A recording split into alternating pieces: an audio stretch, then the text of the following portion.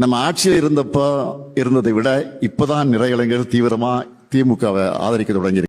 தம்பி காமெடி வேண்டாம், நான் சொல்லிட்டேன். நானு காமெடி பண்ணாதன்னு சொல்லியிருக்கேன் நானு. இப்படி ஒரு ஏக்கம் தோத்துடுச்சு.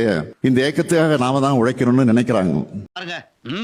நடந்தது, நடந்துகிட்டு இருக்கிறது, நடக்க போறது எல்லாத்தையும் கரெக்டா சொல்றேன். சோசியல் மீடியாவில் நாங்கள் உழைக்க தயாராக இருக்கிறோம், எங்களை பயன்படுத்திக்கணும்னு சொல்லி என்னை மென்ஷன் பண்ணி நிறைய பேர் பதிவுகளை போட்டு வராங்க. நாளுக்கு நாள் மக்கள் கூட்டம் என்ன தேடி வர்றாங்கன்னா ஏன்? நிறைய கடை வாங்கியிருக்கீங்களா? அடுத்த 50 ஆண்டுகள் இந்த இயக்கத்தை இயக்க போறது உங்களை போன்ற இளைஞர்கள் தான். இவன் நம்ம நாட்டுக்கு பிரதம மந்திரியா வர்றது கூட வாய்ப்பு இருக்கு.